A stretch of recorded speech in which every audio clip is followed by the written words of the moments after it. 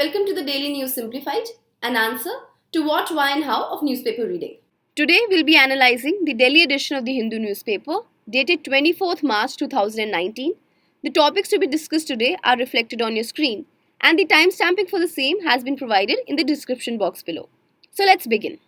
This news appears on page number 8 and is talking about how the Kudambashree mission is helping to provide daycare to senior citizens through their Pakal Vidu initiative. So as part of our discussion, we'll be talking about this Kudambashree mission. From the perspective of your syllabus, it will fall under GS paper 2 under the category of the role of NGOs and self-help group specifically. Now the Kudambashree is essentially a self-help group model which was started in the state of Kerala in the year 1998, and it is basically an innovative model for poverty elevation through women empowerment. Hence, this Kudambashree mission aims at the empowerment of women through forming self-help groups and encouraging them to undertake entrepreneurial activities to become more financially independent. Thus, the main components of the Kudambashree mission is microcredit, entrepreneurship, and lastly, women empowerment. And all these three components work together where one leads to another. That is to say, the microcredit is provided so that women can undertake entrepreneurship activities, and these entrepreneurship activities by these women in turn lead to women empowerment because then women are more financially independent and self-reliant. Now we know that in India, various help groups are functioning, but Kudambashree is very different from the other self-help groups. The reason lies in the structure and functioning of this Kudambashree model. The Kudambashree essentially has a three-tier structure. Under this three-tier structure, the first is the basic unit, which is called as the neighborhood groups. Now there are several such neighborhood groups within a ward, and all these neighborhood groups are connected or networked through the area development society, which is at the ward level. Further, this area development society is connected to the next level of governance through the community development societies. Further, at all these three levels, there are core committees of elected coordinators. The word to be stressed here is elected, which is to say that representatives at all these three levels are elected and not nominated by some political party. Now each Kudambashree member has a vote, and direct elections for these neighborhood groups are conducted once every 3 years. Now once the coordinators for the neighborhood group are elected, it is these elected coordinators in the neighborhood group who further elect the representatives of the area development society. That is to say, these people in turn elect the coordinators for the area development society, and the coordinator of the area development society further elects the members of the community development society. Thus, in a way, completing this unique three-tier structure of the Kudambashree. Further, you should know that majority of members of these coordinator groups belong to women coming from the below poverty line or comparatively poor section. Further, in this Kudambashree as well, there is reservation for Dalit and Adivasi women. Hence, it is this unique network that brings women to the Gram Sabha level and also helps them to bring the needs of the poor people to the attention of the local government. Further, these community development societies are also very active in the government programs and play a very significant role in the development activities, which range from socio-economic surveys to enterprise development to community management as well as social audit. Now for a very long time, this Kudambashree has been touted as one of the most effective models of self-help group. And in fact, based on this model, a lot of other state governments have also adopted such programs to be implemented in their state. Which finally brings us to the question why this Kudambashree is so important and how what it is doing is different from the other self-help groups. So in addition to their different governance structure, what makes Kudambashree so unique is that this Kudambashree is dominated by women, and these women come from the Dalit or the poor backgrounds. And this is very unlike because in other states, the self-help groups are dominated by women who come from better off families or from powerful castes. And this eventually led to a very unhealthy hierarchies in which these poor women and Dalit women were denied decision-making powers, and then eventually over the years, these women used to drop out from these sections for a number of reasons. But the Kudambashree, as we studied, provides reservation for the Dalit and the Adivasi women. Hence, it is not just women dominated, but provides a very good representation from poorer or the backward backgrounds. And due to such representation, this Kudambashree is challenging patriarchy as well as social hierarchy because it now questions the dominant structures of gender bias at the local level. And for the same reasons, Kudambashree also has a very secular composition, and this model works with a socially representative leadership, thereby providing a very secular leadership where the concerns of everybody in the society is taken care of and given a voice. Further, as discussed, the community development societies of the Kudambashree are very active in the government programs, though the Kudambashree is not affiliated to any political party, but yet they play a very important role with the government as far as development activities are concerned. And last, as we discussed, is that it gives voice to the local issues and local concerns. Hence, whenever a question on self-help group is asked, a reference to Kudambashree is given as the most effective model of self-help groups. With this, let's move on to our next article. This news has been taken from page number 14 and is talking about the Lokpal, its power and duty. The context of this article is that recently Justice Pinaki Chandra Ghosh has been appointed as India's first Lokpal. From the perspective of your syllabus, it will fall under GS Paper 2 under the category of statutory bodies. The Lokpal will also become very important from the perspective of your prelims under the topic of polity. Now, the Lokpal is a statutory body established under the Lokpal and Lokayukta Act of 2013, and this act provides for the establishment of a body of a Lokpal for the union, that is at the center, and a Lokayukta for the state. This Lokpal and Lokayukta will inquire into the allegations of corruption against certain public functionaries. So what you need to remember here is that the Lokpal is a statutory body and not a constitutional body. And second, that it has been provided for both the center and the state and deals with allegation of corruption against certain public functionaries. Now, as far as the composition of the Lokpal is concerned, Lokpal is a multi-member body which consists of a chairperson who is or has been the Chief Justice of India, or is or has been a judge of the Supreme Court, or is an eminent personality.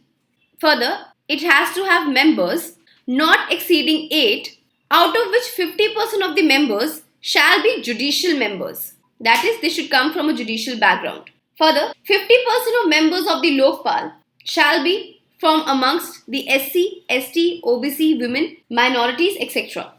Further, as far as the appointment of the chairperson and the members are concerned, they shall be appointed by the President on the recommendations of a selection committee consisting of the Prime Minister as the chairperson of that committee, the Speaker of the House of the People as the member, the Leader of Opposition in the House of the People as a member, the Chief Justice of India, as well as one eminent jurist which is recommended by the chairperson and these other members. As far as the tenure of the Lokpal is concerned, the chairperson and every member shall, on the recommendation of the selection committee, be appointed by the President under the warrant of his hand and seal for a term of 5 years or until he attains the age of 70 years, whichever is early. So please remember, here the term is 5 years and the age is 70, unlike the age of 65 which is there for most of the other offices. Now, as far as the reappointment of the chairperson and the members is concerned, the chairperson of the Lokpal is not eligible to be again reappointed as the chairperson or the member. But a member of the Lokpal is eligible to be appointed as a chairperson if his total tenure as a member and the chairperson does not exceed 5 years. That is, if the member still has certain tenure left, then he can become the chairperson. But again, his term of office as a chairperson shall not be more than 5 years in aggregate as the member and as the chairperson. Moving ahead, as far as his removal is concerned, the chairperson or any member shall be removed from his office by an order of the President on the grounds of misbehavior. Thus, the ground which has been mentioned by the Lokayukta Act is misbehavior. Further, this order shall be passed by the President only after the Supreme Court of India on an inquiry has reported that the chairperson or such member ought to be removed on such ground. Further, please remember that the reference to the Supreme Court is made by the President on a petition signed by at least 100 members of Parliament. So basically, the 100 members of Parliament will first sign a petition and will give this petition to the President, who would then forward this petition to the Supreme Court, on the basis of which it will conduct an inquiry, and if the Supreme Court finds that the alleged complaint or the ground has been upheld, then the Supreme Court may ask for such removal. Further, please bear in mind that both the chairperson and the member of the Lokpal, on ceasing to hold the office, are not eligible for any kind of further employment with the Government of India. Another very important point which has to be kept in mind, especially with regards to the preliminary examination, is that the expenses of the Lokpal will be charged on the Consolidated Fund of India. Let us now look what all public functionaries come under the jurisdiction of the Lokpal. Firstly, all public functionaries, including the Prime Minister, the ministers, as well as the Member of Parliament, come under its jurisdiction. Secondly, all categories of public servant, that is A, B, C and D officers, as well as the employees of the government, also fall under its jurisdiction. Further, the chairpersons, members, officers, directors of any board, corporation, society, trust or autonomous body which is either established by an act of parliament or is wholly or partly funded by the centre, such people will also fall under the jurisdiction of the Lokpal. Further, all and any entity which are receiving donation in excess of 10 lakh rupees per year under the Foreign Contributions Regulation Act will also fall under its jurisdiction. Moving ahead, as far as the Prime Minister of India is concerned, the jurisdiction of the Lokpal will not extend to the Prime Minister of India if the allegations are related to international relations, external and internal security, public order, atomic energy and space. So for all these four areas, the Lokpal will not have a direct jurisdiction, but the Lokpal can only inquire into the corruption charges against the Prime Minister in all these four areas if the full bench of Lok Sabha, that is including its chairperson and all the members, consider the initiation of the probe, and then within that full member also at least 2/3 members of the Lok Sabha approve it. Then only in that cases the corruption charges against the Prime Minister, as far as these four areas are concerned, can be inquired into. Further, such a probe has to be held in camera, that is, it will not be open to the public, and if at all the complaint is dismissed by the Lok Sabha, then all the records regarding this case shall not be published or be made available to anyone, the obvious reason being security of a country. Now, as far as a corruption complaint against public officers are concerned, when the Lokpal will receive such a complaint of corruption, the Lokpal will first call this public servant over to present an explanation to determine whether a prima facie case against the public officer exists or not. Now, if the Lokpal thinks that a prima facie case exists, then the Lokpal may either order a preliminary inquiry by its inquiry wing or may refer this case for further investigation by any agency, including the CBI. Further, you should remember that with respect to the central government servants, the Lokpal may refer the complaints of the central government servants to the Central Vigilance Commission. Now, if this central government servants fall under Group A and B category officer, then the CVC will send its report to the Lokpal. But if these officers fall under Group C and D, then the CVC can proceed against the officers as per this CVC Act. Let us now understand the procedure of inquiry. Before we discuss the procedure, just keep in mind that the complaint under the Lokpal Act should be made in the prescribed form and must pertain to an offence under the Prevention of Corruption Act. That is, it can only deal with cases or offence which fall under the Prevention of Corruption Act. Secondly, remember that there is no restriction on who can make such a complaint. That is, any person, whether a public servant or a civilian, anyone can make a complaint to the Lokpal.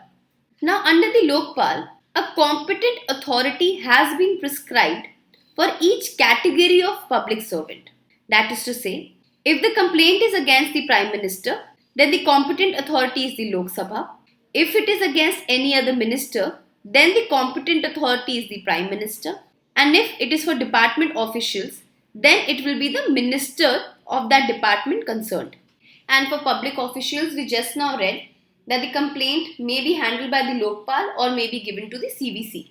Now the process of inquiry goes that once the complaint is received and the Lokpal feels that there is a prima facie case, then that inquiry wing or any other agency has to complete its inquiry and submit a report to the Lokpal within 60 days. Further, this inquiry wing, before it submits its report to the Lokpal, it has to seek comments both from the public servant accused as well as the competent authority with respect to their opinions regarding this complaint. Now, after the inquiry wing has submitted a report, a Lokpal bench consisting of at least 3 members will consider this inquiry report. Moving ahead, after considering this report, the Lokpal will give an opportunity to the public servant and then it will decide as to how it wants to act on that report. That is, it can order a full investigation. Lokpal can either initiate departmental proceedings, it can close this proceeding, and in case the Lokpal finds that this was a case of false allegation, then the Lokpal may also proceed against the complainant who made such a false complaint. Lastly, it is expected that this entire process of inquiry should be completed within 90 days from the day of the receipt of the complaint. Moving ahead, now if the Lokpal orders a full investigation, then the agency, which can be the CBI as well, after conducting the full probe, has to file its investigation report in the court of appropriate jurisdiction and a copy also needs to be sent to the Lokpal. The Lokpal Act also provides for special courts which will be created to hear and decide the cases arising out of the Prevention of Corruption Act or under the Lokpal Act.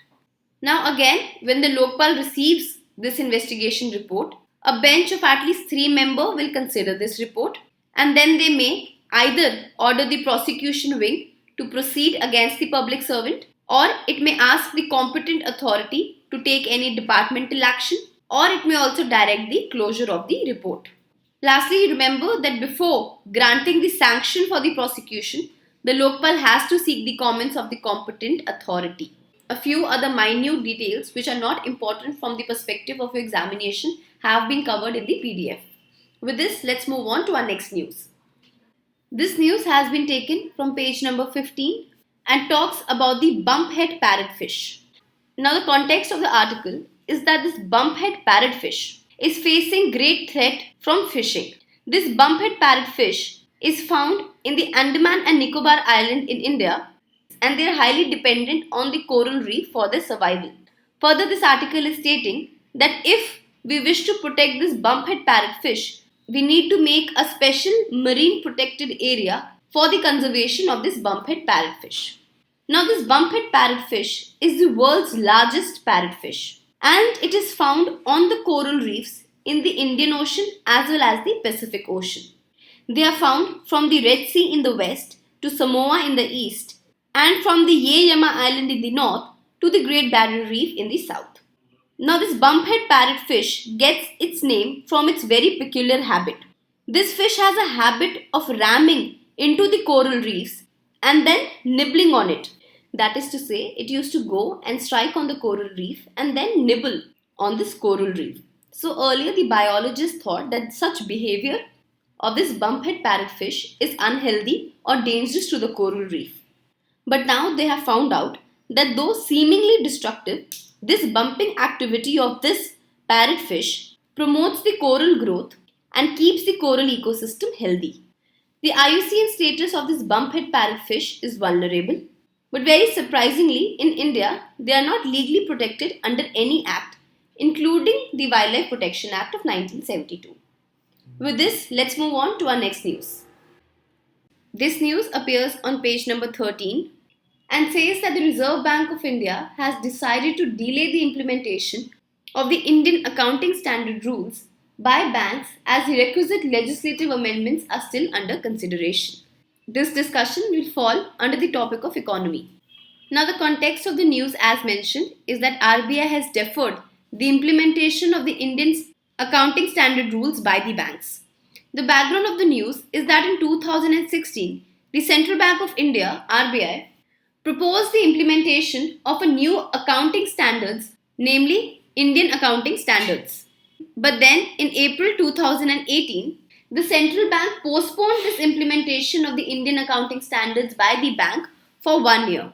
And now again in 2019, this implementation has been further deferred.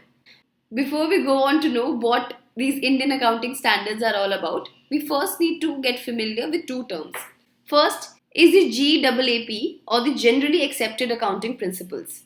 Now, these generally accepted accounting principles are collection of commonly followed accounting rules and standards for financial reporting. And currently, India is following its own generally accepted accounting principles. The second is the International Financing Reporting Standards or the IFRS. Now, these International Financial Reporting Standards are a set of accounting standards which have been developed by an independent, not-for-profit organization called the International Accounting Standards Board. And these standards were developed or designed to avoid credit shocks like those seen in the aftermath of the global financial crisis of 2008. And this International Financial Reporting Standards are the standards which are usually followed in the global community. Now, with the growth of globalization and especially Indian businesses having a global impact, a need was felt by the central banks to converge the reporting standards of India with the international standards. Hence, RBI decided to introduce the Indian accounting standards. So, these Indian accounting standards are basically standards that have been harmonized with the international financial reporting standards to make financial reporting in India at par with the global reporting and hence more globally accessible and acceptable. So these Indian accounting standards record the financial transaction as well as the presentation of statements such as the profit and loss in the balance sheet of the company. These standards were recommended by the National Advisory Committee on Accounting Standards to the Ministry of Corporate Affairs. And it is on their recommendation only that the RBI had thought to implement these standards in the year 2016. Further, please bear in mind that the corporate entities, that are the various companies in India, have adopted these standards with effect from 1st April 2016, and currently it is only the banks and the NBFCs which are yet to align their accounting standards with the Indian accounting standards. So with this, let's move on to our next news. This news appears on page number 20 and is stating that a study by IIT Gandhinagar has found out that during heat waves, the urban areas are relatively much cooler than the surrounding non-urban areas. This study has observed that urban areas were found to be relatively cooler than the surrounding non-urban areas during heat waves. For example, when the non-urban areas had the temperature of 44.5 degrees Celsius, the urban areas had the temperature of 43.7 degrees Celsius. That is, they were cooler than the non-urban areas. However, they found out that during the night, this trend reversed and the urban areas were a lot more hotter than the surrounding non-urban areas. Let us look into the details or the reasons why. Now, the reason for this phenomena is that urban areas have significantly higher tree cover and more number of water bodies. Let us understand how. Now, a majority of non-urban areas are located in agricultural dominated regions. So basically what happens is that during the time of heat waves, which is the summer, most of these non-urban areas have open land and spaces because the vegetation cover sharply declines after the harvesting of the crops. Therefore, due to the harvesting of the crops, the land is lying open or rather barren during the time of the heat waves. And it is due to this open land spaces that these non-urban areas absorb a lot more heat as compared to the urban areas. Because in the urban areas, there is perennial vegetation in the form of tree cover and lawn. And further, the urban areas have more number of water bodies. And both these tree cover, lawns and water bodies help keep the urban areas relatively cooler than the non-urban areas. So while these urban areas are cooler, on the other side, these non-urban areas around these cities are running low on water and they aren't being irrigated. Hence, they turn into a hot, dry, barren field and absorb more heat. Now, this trend which has been observed is rather very different or opposite from the concept of heat island effect, in which it was found that cities are a lot more warmer than their rural surrounding. The reason for the heat island effect is that when cities develop, they lose vegetation, the trees are cut down, and most of the surfaces are paved or are concrete covered with buildings. Hence, these urban areas comparatively have less trees and moisture, therefore, they aren't able to keep themselves cool and are relatively hotter than the surrounding rural countryside. But of late, during the time of heat wave, this trend has been reversed. Moving ahead, the study also found out that though these urban areas are relatively cooler, but at night, these urban areas are hotter than their surrounding non-urban areas. The reason for this is that non-urban or the rural areas, because they have open land and spaces, they are able to dissipate heat very quickly at night. So it's broadly the same thing, that they are able to absorb heat faster and they are even able to radiate or dissipate heat back faster. But in the urban areas, since the urban area is mostly made of concrete, they usually trap the heat and take a lot longer to cool down and dissipate the heat. Further, the study found that the effect of this nighttime warming was more intense in semi-arid western region of India. With this, let's move on to our next news. Now, this news appears on page number 12 and is stating that Italy has formally signed the Silk Road Protocol with China. Now, this topic has been covered comprehensively in the DNS dated 9th March 2019. For more information on this news, you can refer to this DNS. With this, let's move on to our practice questions. Now, based on our discussion, here is the first set of prelims practice question.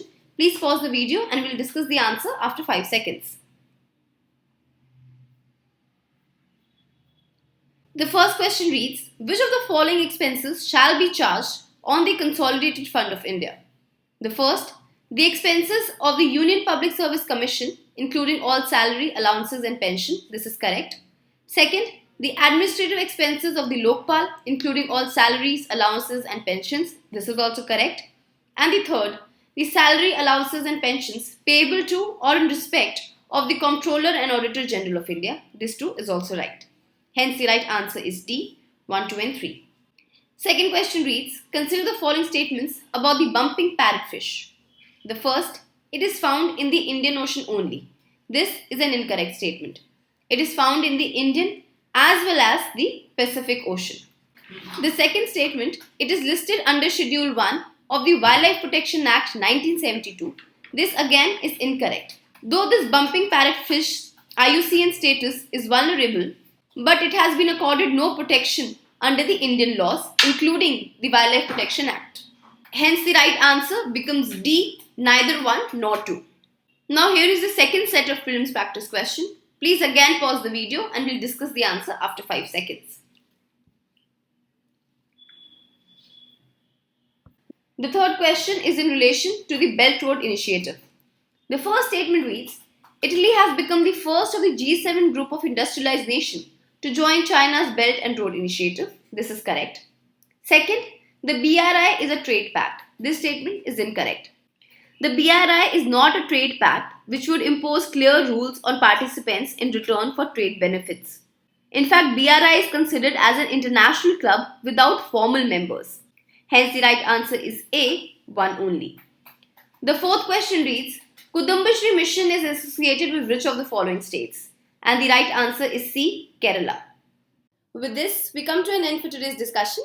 Let's move to the question for the day.